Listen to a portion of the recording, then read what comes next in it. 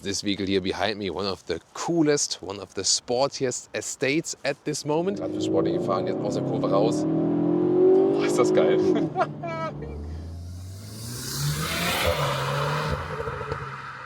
This video is about the Cupra Leon facelift, and no matter if you're interested in the hatch or the estate version, and also no matter if you're interested in the normal version or this top sporty version here of the Leon, we'll tell you all about it. You need to know.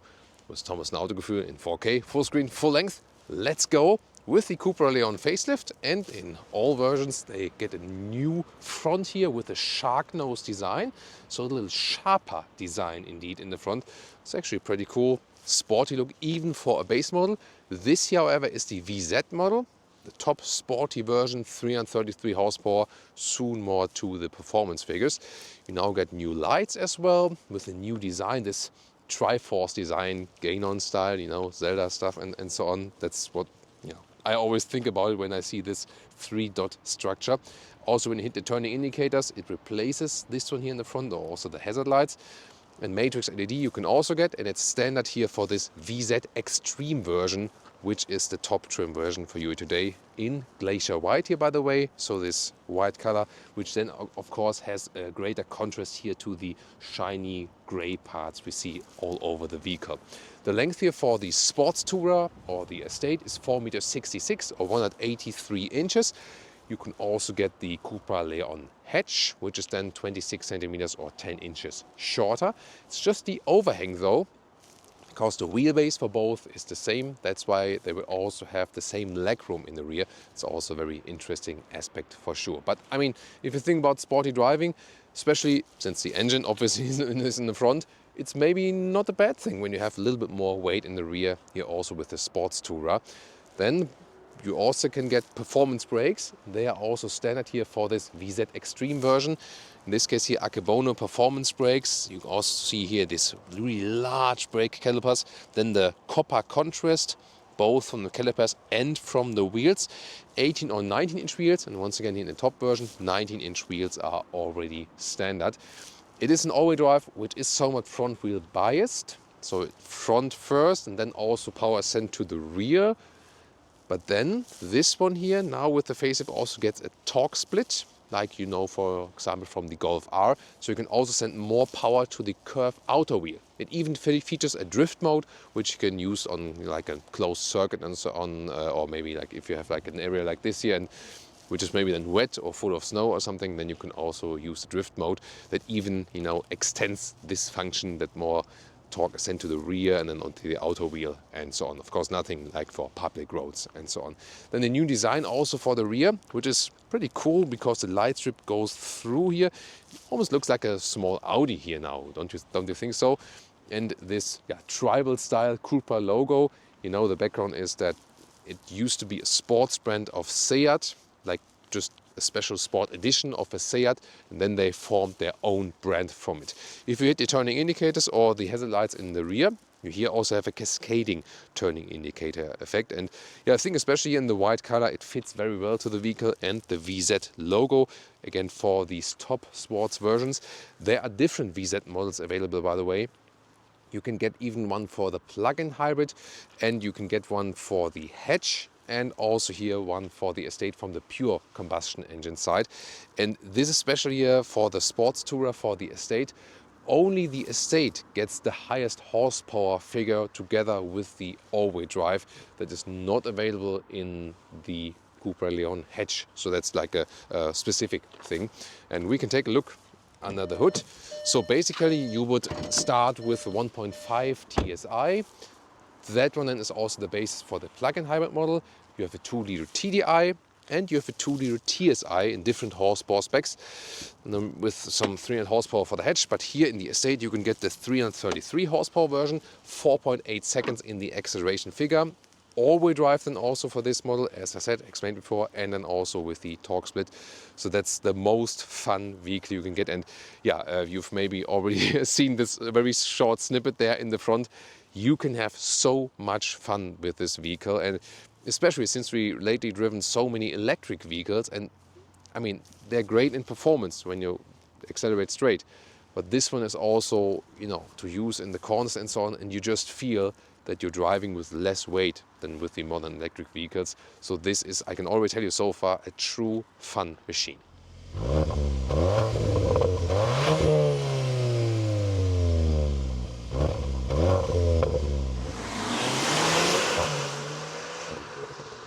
One more important thing before we get to the interior. This one here features a DCC, adaptive suspension, dynamic chassis control, standard for the VZ models, otherwise an option. And so you can actively have this adaptive suspension, set the driving modes, and then it also adapts according to the driving mode, for example, stiffer in the sports mode and so on. And you know, I love comparisons, and I think you too. That's why here in a direct comparison, the estate model, the sports tourer, and also the hatch for you, that you can see some of the design differences. As I said, main difference is the length, 26 centimeters or 10 inches in the difference. And I mean, Leah just told me, by the way, that she really loves the hatch design. I think also, like, just from a pure design standpoint, I also prefer the hatch, but I think the tourer also looks cool. Of course, this one here has different proportions, definitely. Front is totally the same, as you can see here, same color as well. And then here, of course, you have, let's say, a sportier design with this stronger hip area, I would say. One difference is, by the way, this one here is the plug-in hybrid VZ model. You can, of course, pick also the pure combustion engine VZ model for the hatch, but this one just happens to be the plug-in hybrid. And this one also gets another difference, because when you order the performance brakes, you have the Akebono, then here in the pure combustion engine model. And here, these are the Brembo performance brakes. They are not as performant as the other ones. Here, the plug-in hybrid also has lower horsepower figure, less acceleration and so on, just like as a side note info. But here, the main thing is about the design differences, estate versus the hatch. Same wheelbase and just this shorter overhang here. Yeah, I think this one here probably design-wise works even better. And in the rear they are quite similar again, both hatch and estate, just that in this instance here, because it's a plug-in hybrid model, this one does have the fake exhaust. So the Autogefühl fake exhaust police has another case we have to deal with here. And to showcase here the difference between hatch and the estate, the sports tourer here. Front wheels, same height.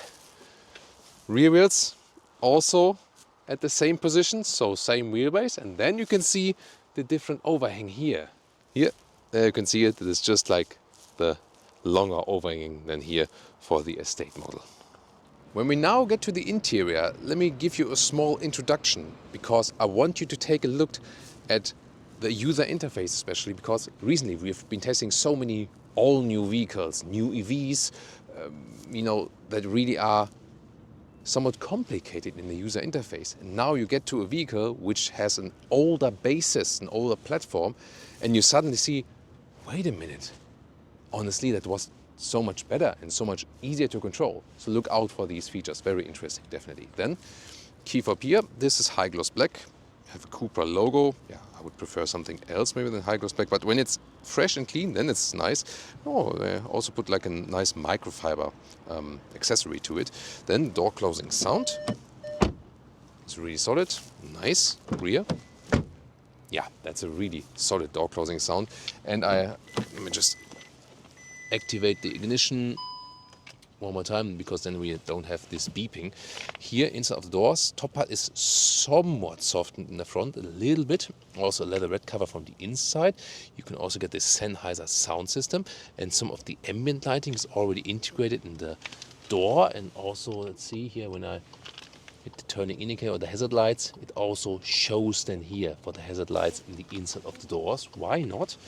No covering at the inside of the door pocket in the lower part though, but straightforward controls to control the side mirrors, the window levers and so on. And I like this grey contrast that not everything is in black. Then also here a nice Cupra entry sill badge. And this is here also an interesting floor mat with leather red and the blue contrast stitching. And this is made from ocean, like collected ocean plastic, at least from a share. This is a good idea as well. The steering wheel also with real buttons, soon more deals to that. Even a cover here for the airbag pod and so on. So this is cool. Then the seats, you have a base seat, a sport seat with integrated head restraint. Or then this one, this is the another option, the cup bucket seat, made by Zabelt, special like sports equipment for the the car sports equipment maker. Makes the seats here. They're looking really, really cool, right? But the question is, are they also comfortable?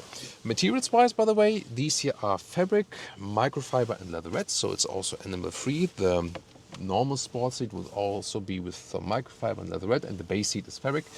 And here, yeah, actually they're pretty comfortable, although they look so hard and sporty. The thing is, the seating area, like also at the ischial tuberosity, the sit bone, is a little bit harder than with a normal sport seat.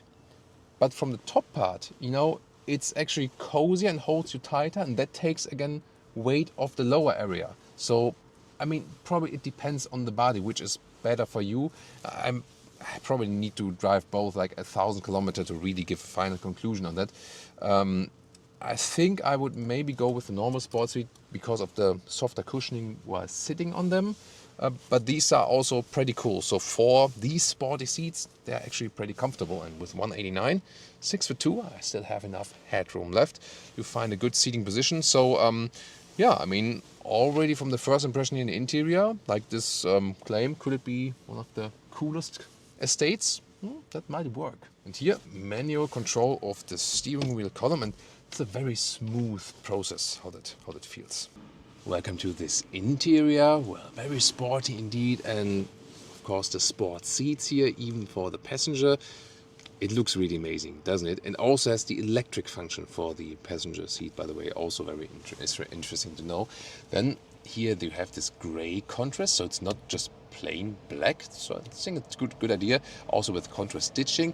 And here you also have this three-dimensional surface. You can feel it, you can also hear it a little bit.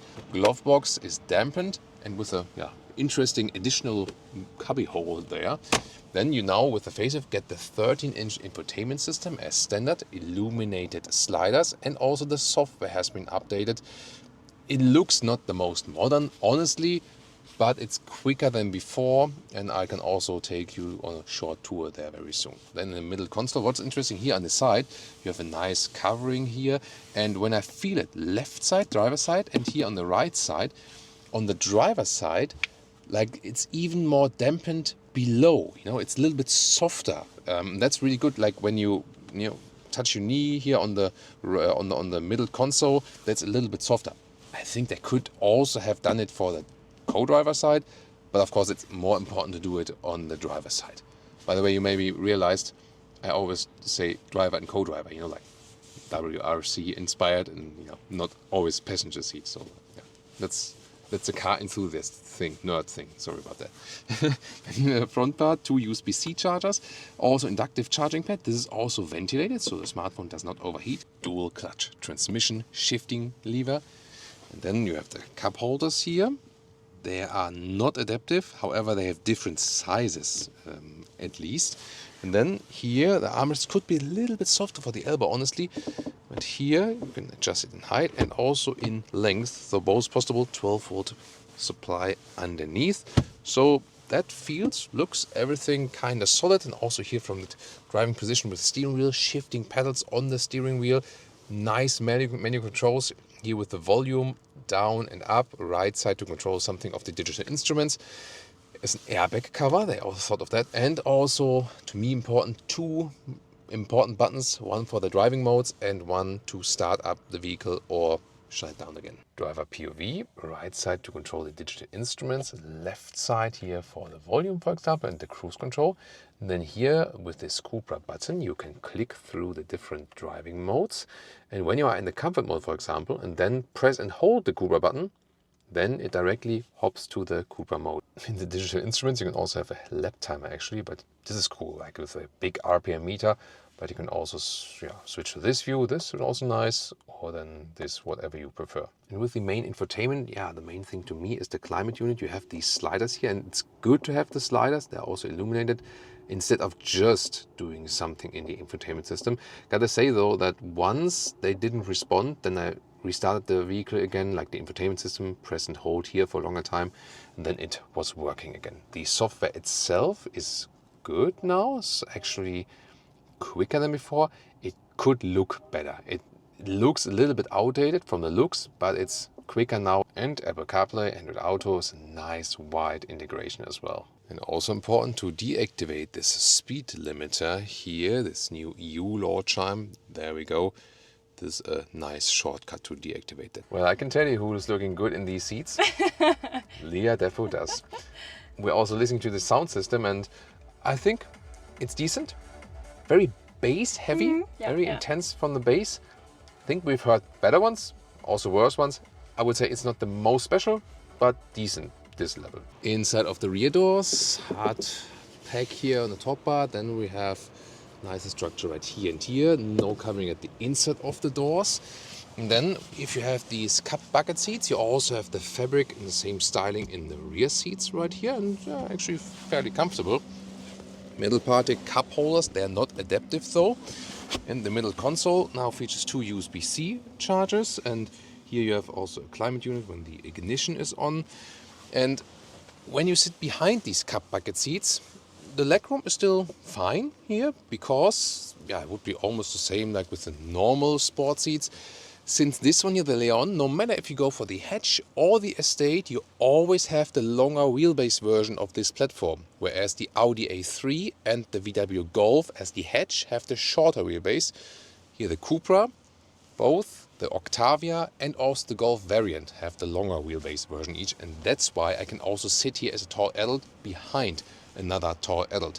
Difference, of course, here with the cup bucket seats is that here we have the carbon fiber, which looks amazing from the rear, but it's of course then harder for the knees when you like extend your legs a little bit. So there, the normal 2 seats, the base seat and also the standard sport seats, just have a softer back part there. But you have space here, and here then for your headroom is also fitting for tall adults for 189, 6'2", no problem. Quick comparison here, sitting in the hatch model and also with the normal sport seats. Here, first of all, headroom also works for tall people in the rear. And you can see, no matter if you go for the bucket seats or the normal sport seats, and hatch or estate is almost always the same legroom. Now to the trunk or the boot, which is at 620 liters. Let's take a look at that. And first of all, here with the facelift, you might wonder like, where can I open that? And you don't find anything until you really know it's here now. Like the right tail lamp underneath, there is it. And you can of course also use the key fob, also kicking sensor. Then here, the cover, press once, slides backward. You can also fold it up. And there's also here this net for the doggos. It's also possible. And then here, this one also fits underneath vertically, no problem. The width here between the wheel arches is 1.40 meters.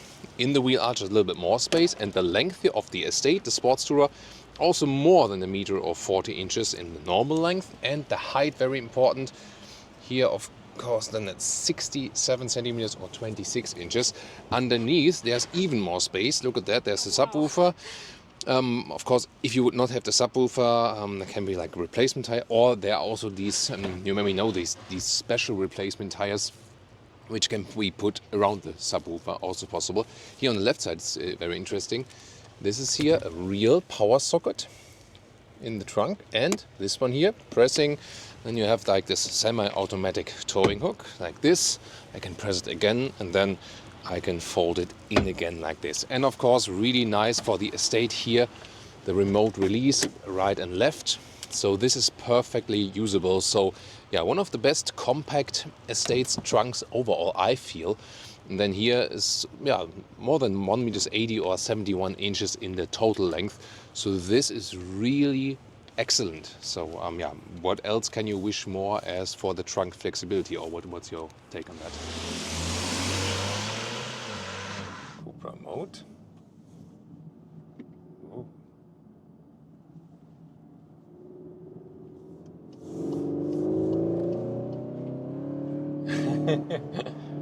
You already hear the sound actuator. Whoa, that's a lot. Yeah. That's a lot actually. So just to give you the difference, normal mode is like this, and then Cupra mode again. Okay, and then some acceleration, 60 to 100. That's it already. Yeah, nice performance, definitely. I think that sound actuation is maybe a little bit exaggerated. Yeah, that's probably not that necessary. Let's see. Yeah, I mean, on the steering wheel it's easy. When you're in the drive profile and the infotainment system, a little bit harder. What you can also do is use the performance mode, and it's not that loud actually. Yeah, or what you can also do, for example, in individual mode. Also, when you talk about the DCC setting and the steering settings, so I like the individual mode because then I can set a stiffer steering response. But the DCC, the adaptive suspension, I can set to a very soft setting for the best comfort. That is my, that's like my favorite thing. Because here in individual mode, then you can also change some of these settings. And then, for example, you can also change the engine sound here, you know, on purpose, and have, like, for example, the engine also in performance, but then not this kind of sound actuation like in the Cupra mode. So that's a good thing. You can configure your own individual personalized mode. Interesting here how the blind spot monitor is integrated here in the side ambient light. That's actually good. So you can see it once again when cars are coming now. There we go. And when I hit the turning indicator, it's also flashing like additionally. It's also a cool thing that you have another warning there. So very nice integration in combining like interior design and also these assistance systems features. And talking about the assistance systems, because soon we'll also do some winding corners. For that then here, cruise control, set the speed, or then also resume, and you can also increase the speed in here on the lower left, for example, and the speed to the car, distance to the car in front of us is being kept. Also reduce or increase the distance here, and everything with a nice separate button and so on. We can also activate the travel assist, and then as also keeping us in the lane actively. So I'm holding my hands on the steering wheel, but I'm not steering myself. Let's see here, the motorway does a slight left bend, and see here, very smooth way, very sophisticated actually. So I like that. Once again, the blind spot monitor. So yeah, very good from these level 2 assistance systems, definitely. And here on the motorway, I think the DCC is doing a good job. Comfort setting is a good thing for that. The DCC always rules in a certain spectrum, and although we have the 19-inch wheels here, I think it's still good from the comfort. Noise insulation, that could be better, honestly. Or what do you say? As a yeah. So because we're here almost like 100 kilometers an hour, 60 miles an hour. That is something at that price point. I mean, yeah, it starts lower, but then here with all the equipment, soon also talk about prices, it's kind of already quite expensive. And then I would expect a little bit lower NVH, definitely. So it's not really bad or something like that, but we have some competitors there that are definitely better, and also for that price. So should be more silent on the interior, honestly. But it's still a good motorway vehicle. You have a good feeling for the vehicle. Also here when you do some lane change and so on, yeah, you still feel that you are in this compact platform, you know, although this is the estate here and you have a longer overhang if you compare it to the hatch, it still, you know, gives you these hot hatch vibes, and more of that of course we can find out then very soon when we go into these winding corners. Now, anti-driving. Once again, the Cupra mode with the actuation. Yeah, Leah is holding tight now to the handle there. You can also now see the ambient lighting there in the front, because it's a little bit darker here now on the hill. It's super smooth in the handling. And now even uphill performance really good from the 333 horsepower. Now also the torque vectoring comes into place, because we have this torque split there at the rear axle. So first power is sent from the front to the rear, and at the rear it's being distributed right and left. And when I accelerate out of the corner, then I have more power at the curve outside wheel actually, and that's pretty cool. And nice precise steering, and the car handles really, really light. So it feels light. As I said earlier, it feels like a compact hot hatch. This says then compact hot estate, so to speak. And you can see here how smooth I go from left and right, and you don't have to be hard on the gas, just slightly. There we go. Steering could have a little bit more feedback though, I feel. I mean, even here in the Cupra mode, For this kind of sporty, over 300 horsepower car, I would have a little bit stiffer steering wheel, but it's maybe also just a matter of preference. But the cool thing to me is that it's really feeling so extremely agile. That's pretty cool. And yeah, I almost feel like I would be like on a WRC, test now or something like that. That's really amazing. So going uphill and in these corners, so much fun. So yeah, this is definitely one of the most fun estates here. I really love that. Of course, there's a big difference here, I feel, when you have summer tires versus winter tires. Here now in our winter test, we do have winter tires on this vehicle here, and they are of course not that good in the performance and the grip than the summer tires we had, on these vehicles here in summertime. So that is something I would say you feel the biggest difference.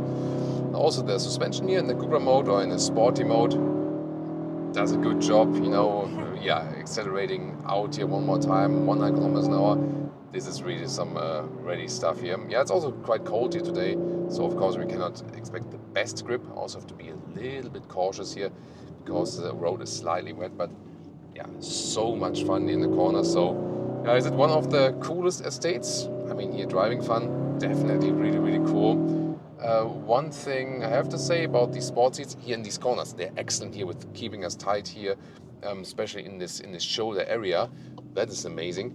However, from the ischial lower sitting bone or sit bone, and also the lumbar area, this is not ideal. So my verdict there would be I would stick with the normal sport seats. They are more comfortable, especially long term. But maybe you can test it at the dealer or something like that. So definitely here my initial thought, it's an all-new Audi A5 Avant. Interesting. Must be a test vehicle as well. So here, better in the shoulder, these cup bucket seats, but definitely less comfortable from the sitting. So yeah, I will stick with the normal sport seats in this case. And about fuel economy, you can drive this one with not too high speeds, with some 8 liters on 100 kilometers, 29 mpg US, 35 mpg UK. So this Cupra Leon Estate begins £34,000 in the UK, 38,000 euros in Germany. We call it Sports Tourer in Germany. It's not a German word, but this abbreviation, some of the SP is also used. Then again, some use the ST as abbreviation. So there are different namings out there according to the markets. And as it stands here right now, remember, this is the 333 horsepower trim, then the VZ is combined with that, and also the Extreme trim, which then features the performance brakes, also the bucket seats on the interior, so everything full packed, plus maybe the towing hook, which is still an extra. Then you land at 64,000 euros, which is kind of hefty, very expensive.